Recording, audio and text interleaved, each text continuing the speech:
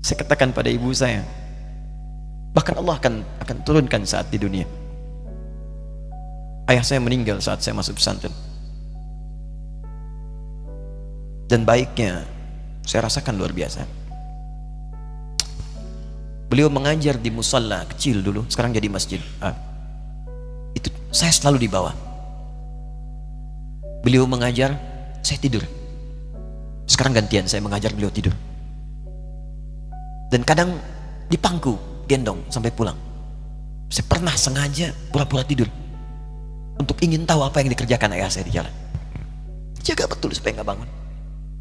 Begitu saya disimpan di kasur dan bangun, diajak bercanda. Saya mau masuk pesantren, beliau nggak sempat ngantar. Saya bertemu, beliau menangis, peluk saya, minta maaf, nggak bisa ngantar ke pesantren. Saya belum mengerti apapun saat itu. Saya bertekad, insya Allah saya belajar dengan sungguh-sungguh. Sepekan 2 pekan saya dapat panggilan pulang.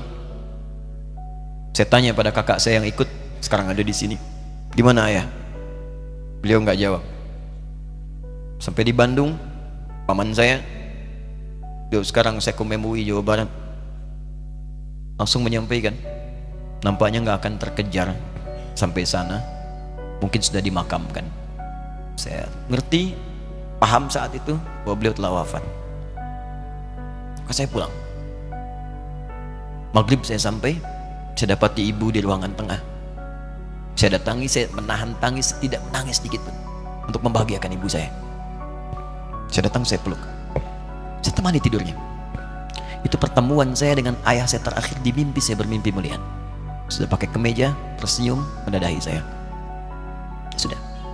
Besoknya saya cari ke kamar, ternyata Allahu Akbar, apa yang selama ini saya pelajari di pesantren, kitabnya sudah ada di kamar semua, sudah disiapkan. Saya menangis saat itu. Saya bawa mushaf. Jadi bapak saya, ayah saya, itu bajunya pun saat wafat dibagikan kepada sahabat-sahabatnya. Bajunya, kitab-kitab ini semua dibagikan. Ibu saya menunjukkan kemudian ada jam yang nanti nak pakai. Saya bilang simpanlah. Saya bawa mushaf. Dengan mushaf itu saya duduk di ruangan tengah, saya menghadap ke kiblat dan saya mohon kepada Allah, ya Allah, saya tak punya kemampuan lagi membahagiakan ayah saya saat hidup di dunia, tapi mohon jadikan setiap huruf dalam Al-Quran ini, ya Allah, pahalanya mengalir untuk ayah saya. Begitu saya bacakan saat itu, tak bisa saya berhenti, dan tiba-tiba langsung masuk ayatnya, artinya, posisinya, nomornya, gak pernah berhenti, masuk. Saya bertekad ingin berbuat baik. Puncaknya saya sekolah, ibu, ya Allah, saya ingin berbakti pada ibunda saya. Anda tahu apa yang terjadi? Demi Allah saya katakan, ketika Anda bersabar, ibu saya, bu, pak, itu krisis 97 Pak. Waktu krisis saya masuk pesantren, saya diberikan sempurna bekal seperti anak-anak lain. Rupanya ibu saya sudah tanya kepada santi-santi, orang tuanya, berapa bekal Anda kasihkan? Dikasih yang paling tinggi itu dikasihkan pada kami tiap bulan. Saya terima. Satu kali libur saya pulang dari jauh, ibu saya tersenyum melihat sedang jemur pakaian lihat saya. Begitu saya tiba, kaget saya. Kok pakaian ibu saya, pakaiannya nggak cocok dipakai gitu. Ini bukan pakaian ibu saya, kayak kain pel lah kalau sekarang. Saya masuk ke rumah, saya kejar, saya buka pakaiannya, lemarinya, saya nggak temukan sedikit pun. Saya kejar kakak saya, dia sudah siapkan makan. Kak perempuan kami yang kedua, mana pakaian ibu saya? Perhatikan jawabannya. Dia menangis saat itu. Dia bilang, mama itu telah menjual semua perhiasan dan pakaiannya untuk pendidikan kamu. Jual. Untuk kita katanya. Jual. Dan bertahan dengan 150.000 per bulan saat krisis. Jadi rupanya ibu saya itu makan nasi sehari cuma sekali. Beliau mengajar. Di berangkat sekolah itu cuma makan pisang, minum kopi, makan nasinya malam. Saya bilang, ya Allah, saya akan ganti baju ibu saya dengan kain ihram dan saya gandeng tangannya di Masjidil Haram. Itu apa yang terjadi? Begitu saya kuliah di Libya, alhamdulillah, saya berangkat, saya mulai mengajar, saya serius belajar.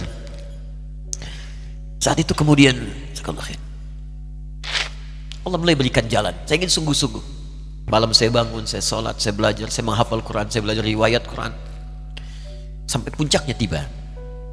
Saya ditugaskan pemerintah Indonesia saat itu untuk jadi petugas haji di Mekah. Saya telepon ibu saya. Saya bilang, Ma, saya insya Allah akan haji 2010. Saya telepon Februari saat itu. Saya dengar suara, terbayang wajahnya indah, senyuman, bahagia. Alhamdulillah, nak. Kapan berangkat? Tahun ini insya Allah. Saya bilang, dan saya tidak akan pernah berangkat kecuali mama pun akan berangkat. Terdengar nada pesimis tapi senyum. Dari mana katanya? Allah akan kasih, saya bilang.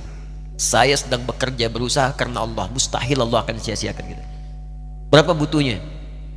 Porsinya 25 juta. Kapan harus ada? Bulan Juni. Ya, jadi dari Februari ke Juni itu. Ya, Juli bukan Juni, Juli. Ya, jadi saya masih ingat tuh bulan 7, 5 bulan itu. Saya ibu, Pak, nabung saya beli tabungan, saya niatkan untuk ibu saya haji. Bulan Juli masih setor 25 juta. Jadi semua tabungan masukin situ. Ada yang ngajar ngasih, masukin situ. Masukin semua.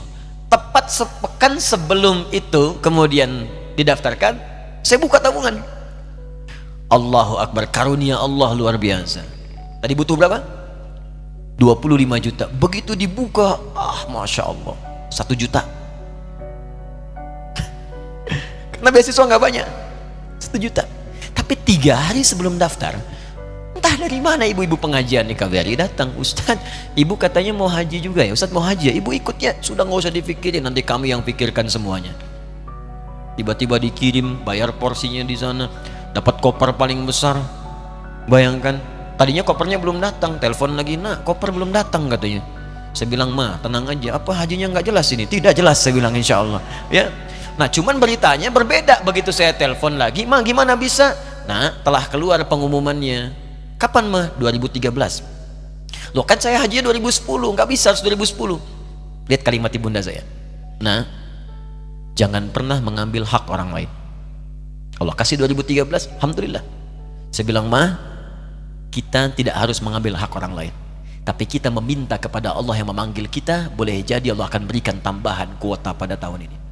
Doa lagi, minta, pulang ke masjid. Tiba-tiba ada sidang Oki di Istanbul saat itu, keputusan 1.000. Setiap ada 1.000 muslim, 1 kuotanya. Saat itu Indonesia dapat tambahan 22.000, termasuk ibu saya ada di situ. Ya, acara malam Al-Qadar 27 Ramadan, malam masih ingat betul, saya jadi MC dengan rektor pada saat itu. Saya nggak pernah bawa handphone, tiba-tiba handphone itu saya bawa, berbunyi kemudian telepon itu. Saya minta pada rektor izin, saya angkat dulu, diperkenankan. Saya kemudian ke belakang masjid, saya angkat. Tiba-tiba saya dengar suara sudah menangis. Nah, katanya, kenapa, Ma? Alhamdulillah, Mama bisa haji. Ternyata kuota itu termasuk ibu saya. 5 bulan, Pak. Enak biasa. Nggak bayar tambahan, nggak ada macam-macam, bisa berangkat. Begitu saya berangkat duluan, saya tungguin betul di apartemennya, di maktabnya sampai datang. Begitu sudah datang, saya nggak sapa, saya lihat dari jauh. Bahagianya saya bisa mengganti pakaian tadi yang lusuh dengan kain ihram. Saya perhatikan, saya ikuti dari belakang. Di lift, saya ikuti. Di jalan, saya ikuti. Begitu sampai Masjidil Haram, saya gandeng tangannya. Ma, kita sama-sama. Labbaik Allahumma labbaik. Labbaik la syarika laka labbaik. Saya tawaf, saya gandeng ibu saya lindungi supaya dapat kenikmatan dalam tawafnya. Begitu saya rasakan bagaimana Sayyidah Hajar bekerja keras untuk Ismail. Saya balas di situ. Saya gandeng tangan yang kanan. Saya minta pada Allah, muliakan ibu saya, ya Allah, muliakan ibu saya, muliakan, berikan saya kesempatan membahagiakannya. Cuman yang kanan digandeng, yang kiri kosong, karena sudah tidak ada. Jadi ketika Anda belajar pun untuk menjadi ulama, Allah akan muliakan Anda. Orang tua Anda akan dapat bagiannya. Yang hafal Quran itu Musa, yang bisa haji bapak ibunya. Kemarin saya jadi Amirul Hajj dari kedutaan Saudi berangkat, membawa 350 orang rombongan. Siapa yang saya bawa? Ahli Quran, yang hafal Quran anak-anaknya. Ahmad Kamil, yang haji, pengajarnya, murabbinya, ibunya, temannya, banyak yang berangkat. Yang berangkat siapa? Calon ulama. Dijadi ulama itu, jangankan sudah jadi, kalau benar caranya, baru bergerak pun Allah pasti akan jaga. Kalau benar caranya. Di satu pertanyaan tadi, pilih mana orang soleh atau ulama? Jangan pisahkan. Karena jadi ulama itu adalah tingkat tertinggi bagian dari orang saleh. Jadi mesti ada yang jadilah di keluarga. Pilih satu mungkin ahli Quran, kedua ahli hadis, yang lain dunia, tapi dunia diniatkan membantu ibadah. Jadi arsitek buat bangun masjid, bangun pesantren, pahala banyak. Insya Allah akan dibuka oleh Allah. Insya Allah.